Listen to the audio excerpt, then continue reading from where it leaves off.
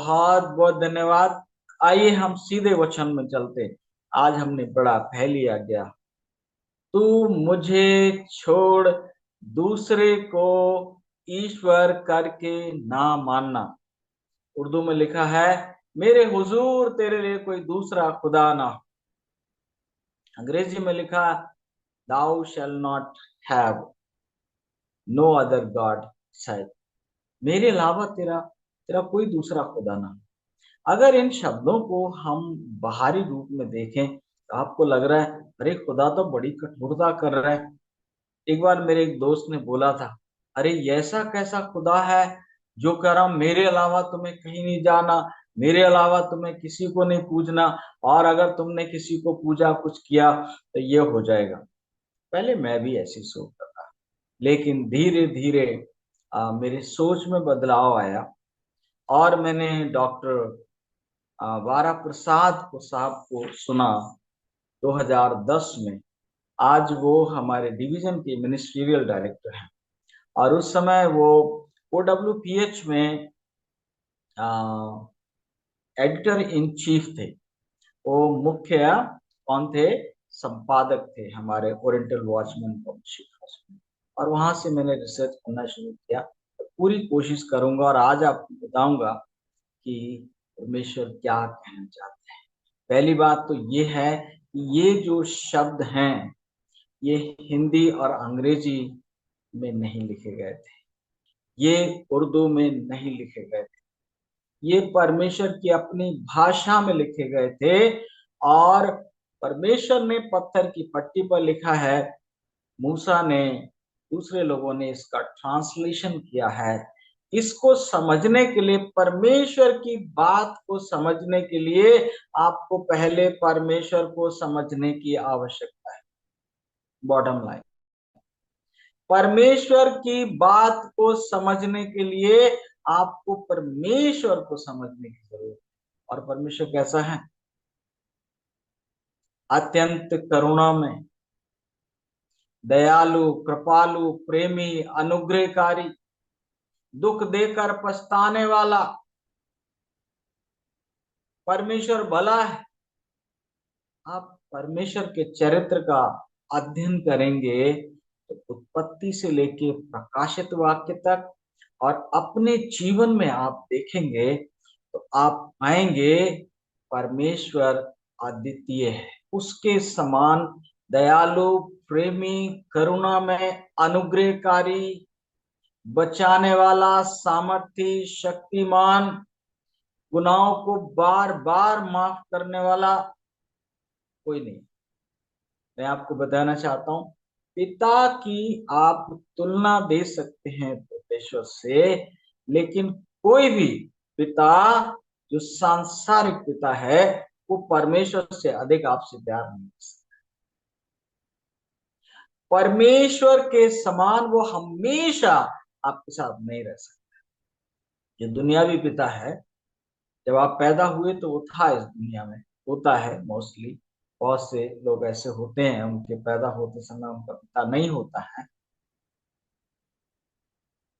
लेकिन जब आपका इस दुनिया से जाने का समय होता है तो आपके बच्चे आपके साथ हो सकते हैं, लेकिन पिता नहीं होता है।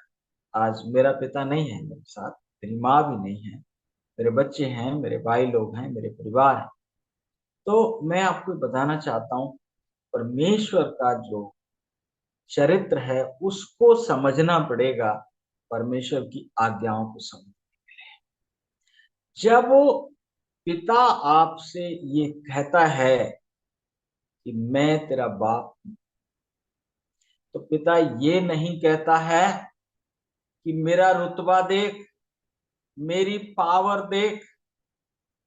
पिता आपको आपका अधिकार याद दिला रहा है, आपका अधिकार याद दिला रहा है, बेटा, मेरी बेटी, तुम्हारी हर जरूरत के लिए मैं काफी, तुम्हारी हर समस्या के लिए मैं काफी हूं।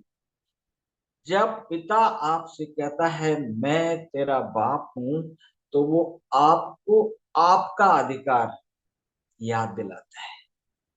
आपका क्या हक है उसके ऊपर वो याद दिलाता है।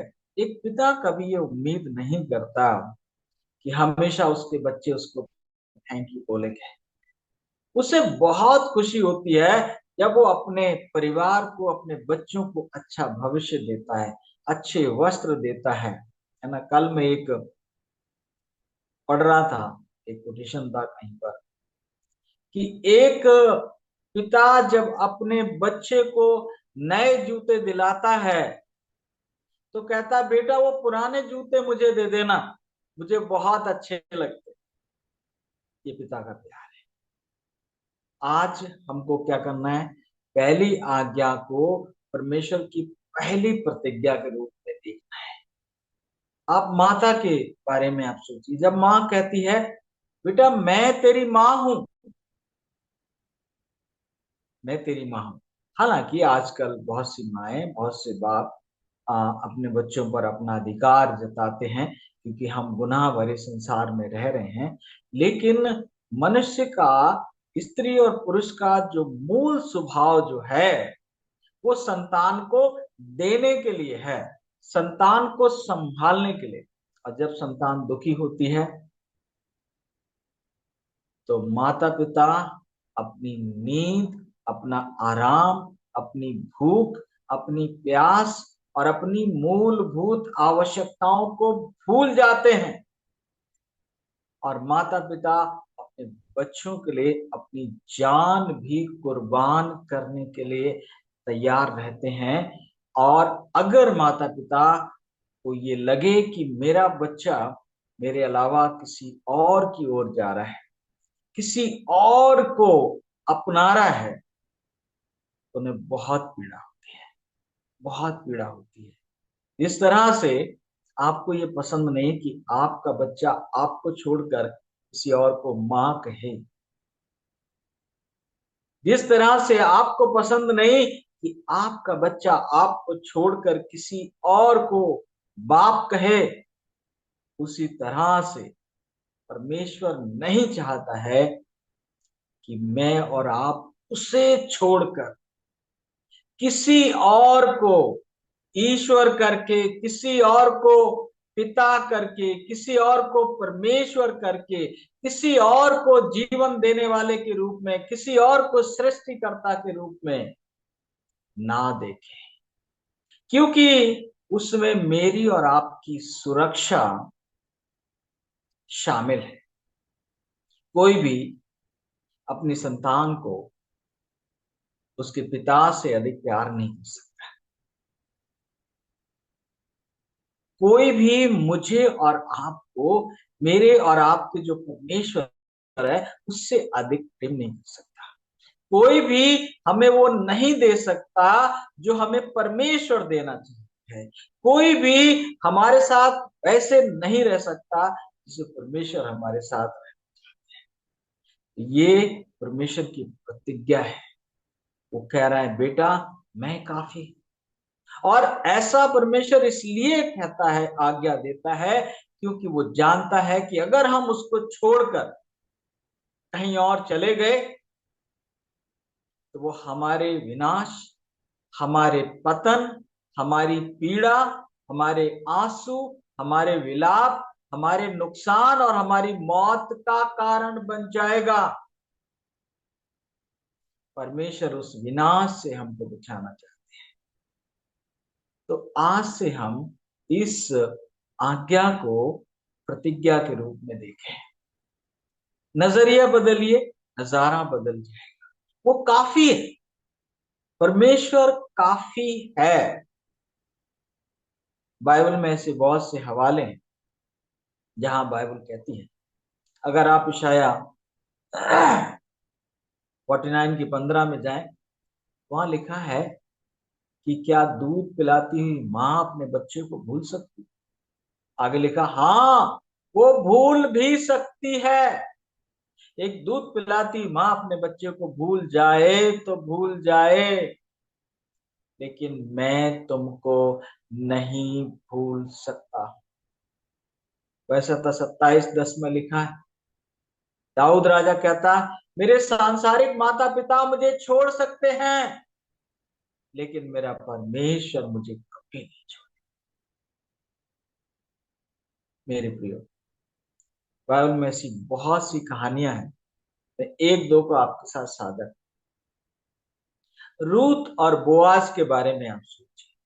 रूत जो नौमी की बहू थी, बेटे की बहू, उसके साथ बैतलहम वापस आई, और जब वो सिला बीनने गई, खेतों में अनाज बीनने गई, और बोआज को ये पता चला कि ये हमारी कुटुंबनी, हमारी फैमिली मेंबर की बहू है, तो बोआज ने क्या किया? अपने मजदूरों को, अपने दासों को, अपने नौकरों को हुक्म दिया, इसे कोई पीड़ा नहीं मिलनी चाहिए, इसे कोई तकलीफ नहीं होनी चाहिए, और जब आप अनाज काट रहे हो, बांध रहे हो, तो जो छूट जाता है वो छूट जाता है, कुछ को तुम्हें जानबूझकर भी छोड़ना है, जानबूझकर अनाज छोड़ देना है, ताकि ये हमारे खेत के अलावा किसी दूसरे के खेत में ना जाए। क्यों? क्योंकि ये कहीं और सुरक्षित नहीं। ये जवान स्त्री है, इसकी हमारे अलावा कहीं और सुरक्षा संभव नहीं है। इसकी मासूमियत का कोई भी फायदा उठा सकता है। मेरे प्रियो, ये तो एक छोटा सा नमूना है, ऐसे हजारों नमूने आपको मिल सकते हैं। सवाल है, क्या आपने आज तक परमेश्वर को एक कठोर परमेश्वर के रूप में देखा है? आपको नजरिया बदलने की जरूरत है। बाइबल कहती है कि देखो, परमेश्वर ने जगत से ऐसा प्रेम रखा कि उसने अपना इकलौता इकलौता पुत्र दे दिया, ताकि जो कोई उस पर विश्वास करे वो नाश ना हो, परंतु अनंत जीवन पाए। क्या होगा अगर हम इस परमेश्वर को छोड़कर दूसरों के पास जाएंगे? पहली बात तो कोई और परमेश्वर है नहीं। जिस तरह से आपका पिता एक है, जिस तरह से आपकी माता एक है, उसी तरह से आपका और मेरा आसमानी बाप भी एक ही है। और अगर हमने उसको छोड़कर कहीं और जाने का फैसला किया, तो हमें क्या मिलेगा?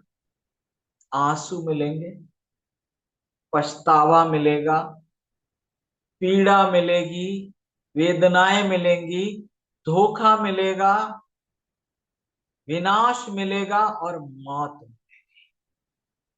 तो परमेश्वर उससे मुझे और आपको बचाना चाहता है, और वो प्रतिज्ञा करता है कि मैं तेरे लिए काफी हूं, मैं हूं, तो तुझे किसी और को दंडवत करने की जरूरत नहीं है। मैं हूं तो किसी और को खोजने की जरूरत नहीं है। मैं हूं तो मक्का मदीना जाने की, चार धाम की यात्राएं करने की, कावड़ लेकर जाने की, कुछ भी वो करने की जरूरत नहीं है जो लोग ईश्वर को खोजने के लिए करते हैं। हमने सीखा था कल कि हमारा परमेश्वर हमको खोज रहा है, हमें उसको खोजने की जरूरत नहीं है, बस उसकी आज्ञाओं को उसकी प्रतिज्ञाओं के रूप में देखना है। आज से मैं आपसे कहूंगा कि जब भी आप बाइबल खोलते हैं और कुछ भी पढ़ते हैं, तो बाइबल को आप एक लव लेटर की तरह, सच बात तो यह है, एक प्रेम पत्र से भी ज्यादा। अगर आप इसको आज्ञाओं के रूप में पढ़ेंगे, आपका मन नहीं लगेगा, लेकिन अगर आप इसको पढ़ेंगे, ये तो परमेश्वर का प्रेम पत्र है, ये तो परमेश्वर की करुणा है, ये तो परमेश्वर का प्रेम है, ये तो परमेश्वर जो देने वाला परमेश्वर, वो आपसे और मुझसे कुछ नहीं मांगता है भी नहीं जो मेरे और आपके पास हम कुछ उसे दे सके, केवल धन्यवाद। तो आज की सुबह आइए हम परमेश्वर के साथ अपने रिश्ते को बहाल और उसकी इस पहली प्रतिज्ञा को याद रखें। बेटा, मेरी बेटी, मैं काफी, मैं हूं, ये तुम्हारा अधिकार है। पूरे अधिकार के साथ, इब्रानी को पत्री में लिखा है कि हम पूरे हियाव के साथ, पूरे साहस के साथ परमेश्वर के पास जा सकते हैं, क्योंकि हमारा परमेश्वर ने देने के लिए बुला रहा है।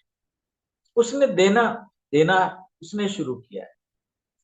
उसने हमको जीवन दिया, उसने हमको हवा दी, उसने हमको पानी दिया, भोजन दिया, वस्त्र दिया, घर दिया, नौकरी चाकरी, बच्चे, जो कुछ हमें चाहिए सब उसने दिया। और इसके अलावा वो लगातार हमको देना चाहता। शर्त यह है कि हम उसकी आज्ञाओं को आज्ञाओं के रूप में नहीं, उसकी प्रतिज्ञा के रूप में देखें। वो हमसे इतना प्यार करता है कि हमको आंसू, विलाप और संकट से बचा। अगर हम इसमें हेल्थ मैसेज देखने की कोशिश करें, स्वास्थ्य का संदेश देखने की कोशिश करें, तो वो बहुत बड़ा संदेश है। आज हमारी सारी बीमारियों, सारी परेशानियों का कारण यह है कि हम ढेर में, दुनिया के ढेर में क्या कर रहे हैं? हम शांति, सुकून, साहस और हिम्मत खोज रहे हैं। हम लोगों से उम्मीद लगाए बैठे, शायद ये इंसान मेरा भला कर देगा। हम चीजों से उम्मीद लगाए बैठे, हाँ मैं ये कार खरीद लूंगा तब मुझे सुकून मिल जाएगा, मैं घर बना लूंगा तो मुझे सुकून मिल जाएगा। दुनिया की किसी भी चीज में, दुनिया के किसी भी इंसान से, है ना, कुछ लोग क्या सोचते हैं, तेरे बच्चे बड़े हो जाएंगे, वो कमाएंगे तब मुझे सुकून मिल जाएगा। ये जो कुछ भी हम कर रहे हैं ना, ये पहली आज्ञा का उल्लंघन। बाइबल कभी नहीं कहती कि तुम ये भरोसा करो कि तुम्हारे दुनियावी माँ बाप तुम्हें हमेशा तक संभालेंगे, या तुम्हारे भाई बहन संभालेंगे, या तुम्हारा जीवन साथी संभालेगा, या तुम्हारे बच्चे संभालेंगे। परमेश्वर कहता मैं काफी। और जब वो आपके साथ खड़ा हो जाएगा, अहलिया को खिलाने के लिए स्वर्गदूत की रोटी लेकर आए। आपके साथ कुछ भी बुरा नहीं। जब हम केवल एक को देखते हैं मेरे प्रियो, तो हम थकते नहीं। हजार को देखते हैं, हम थकते। भीड़ में आप देखिए, हजारों को आप ढूंढना शुरू करिए, कौन है, आप थोड़ी देर में क्या होंगे, थक जाएंगे। इसी तरह से दुनिया में परमेश्वर के अलावा किसी और से शांति, किसी और से प्यार, किसी और से सम्मान, किसी और से इज्जत, किसी और से भलाई, किसी और से प्रतिफल। कुछ लोग क्या सोचते हैं, नौकरी से भला हो, नहीं, किसी चीज से भला नहीं हो। जब परमेश्वर आपकी नाव में है, तो हर चीज आपके लिए भले के लिए काम, अपने आप काम करे। परमेश्वर का हमारे नाव में होना बहुत जरूरी है। और आज की सुबह में आप एक आयत देना, मत्ती 6 का 33। सबसे पहले परमेश्वर के राज्य और उसकी धार्मिकता की खोज करो, बाकी सब वस्तुएं मिल जाएंगी। पहला यूहन्ना 5 की 11 याद रखें। जो कुछ मुझे और आपको चाहिए, परमेश्वर ने यीशु मसीह में दिया है। इनके पास यीशु है, उनके पास जीवन है। इनके पास यीशु नहीं है, उनके पास जीवन नहीं है। तो आइए हम केवल एक को देखें, एक को पकड़ें, और वो हमारा खुदा है। और उसको अपनी जिंदगी के हर एक काम में पहला स्थान दें। मतलब उसे शामिल किए बिना कोई काम करना ही नहीं। जहां यीशु मसीह आपके साथ नहीं जा सकता, वहां नहीं जा। जिस बातचीत में यीशु मसीह शरीक नहीं हो सकता है, वो नहीं करनी। वो खरीदारी नहीं करनी है जो यीशु मसीह को महिमा नहीं देती। वो प्लान नहीं बनाना है इसमें यीशु मसीह शामिल नहीं हो सकता।